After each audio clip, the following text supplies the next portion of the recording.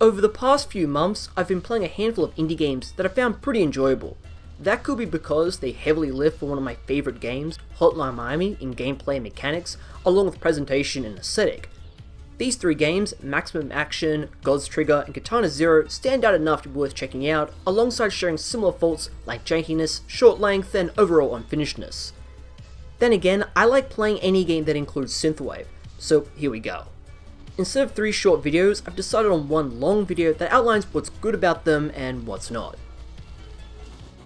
Cyberpunk, drugs, samurais, and weeb shit is a mixture that works really well in the short but very entertaining 2D scroller Katana Zero. From a surface level, it's very much another indie game with an 80s neon aesthetic taking notes from Hotline Miami's fast-paced action. Digging into it shows a labour of love with enough variation, choice, humour, and style that it earns itself a solid recommendation if it wasn't for it not exactly being a complete game.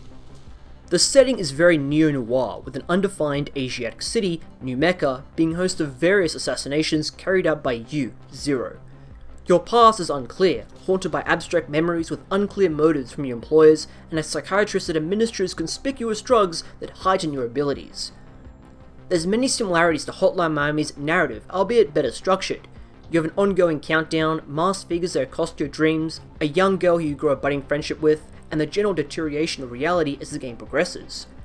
Look, there's inspiration, then there's just out and out imitation.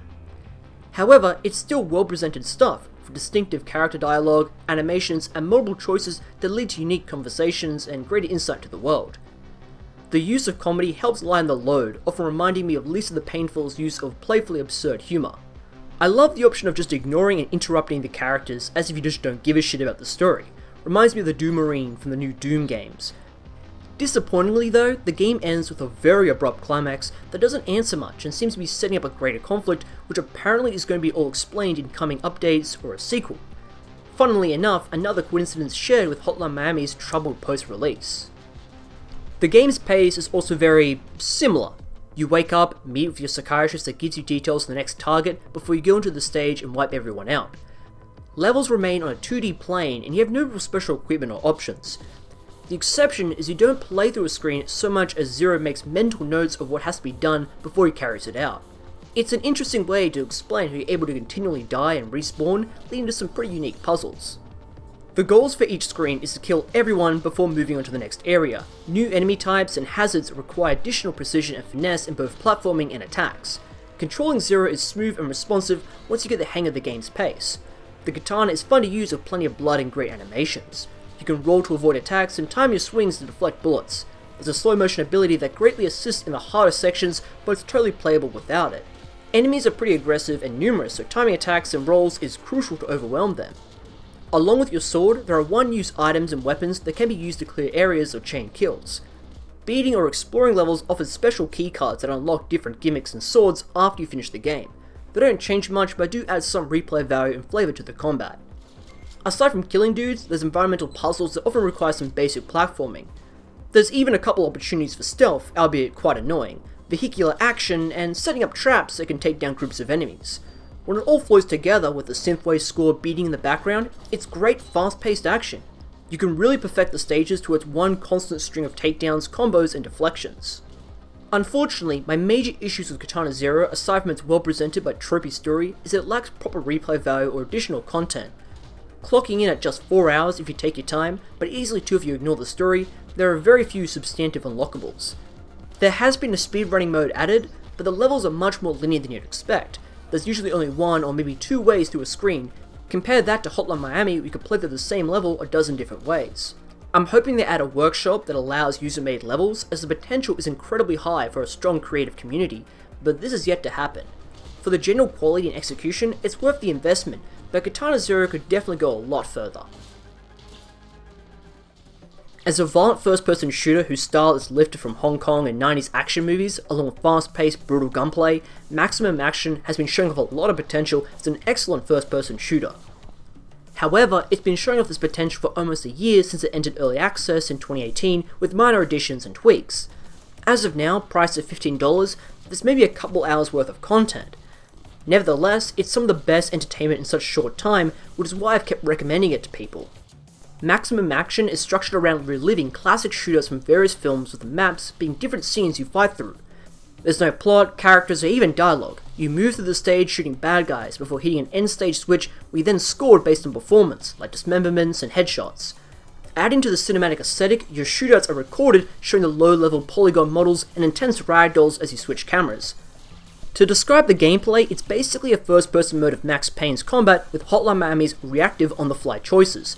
Weapons can be picked up in the environment or from fallen enemies and tossed away once out of ammunition. The selection of firearms are huge, from pistols, shotguns, SMGs, rifles, all of which are iconic weapons from the era. They can all be dual-wielded like in GoldenEye. You can pull off some insane combos, like one-handing a pump-action shotgun along with firing a machine gun in the other. Weapons sound really punchy and mechanical, making the impact gruesome and satisfying. You have melee attacks with kicks and punches that send enemies flying across the room, while also being able to throw objects and weapons to stun them. It's very clearly inspired from Hotline Miami's use it and lose it approach to items. The fun of the combat comes from the intense ragdoll physics and dismemberment, be it enemies clutching their wounds, bleeding from cuts, or struggling around on stumps. The other major mechanic is being able to enter into slow motion, which I'm now pretty confident improves every action game in existence. There's a massive amount of fun and replayability with these systems. Busting down a door or jumping through glass panels firing away is immensely rewarding. Aside from a handful of levels, the Steam Workshop offers countless new maps and weapons. The editor mode feels like a throwback to the glory days of Timesplitters, so it's going to be great seeing what people come up with. Even with that, the game still remains very bare bones in content, even with what's included. There's a couple decent synthy tracks, but music is too often absent. The geometry and texture work is basic and unstable. While they've laid the foundational mechanics, it's uncertain if they can make well-designed and meaningful levels. Since I first wrote up the script, there's been some crucial updates that have laid out the team's goals better, with more frequent patches and a general roadmap without sacrificing user input or feed-forward. If Maximum Action can continue with a strong developmental vision, it could easily become a new classic shooter.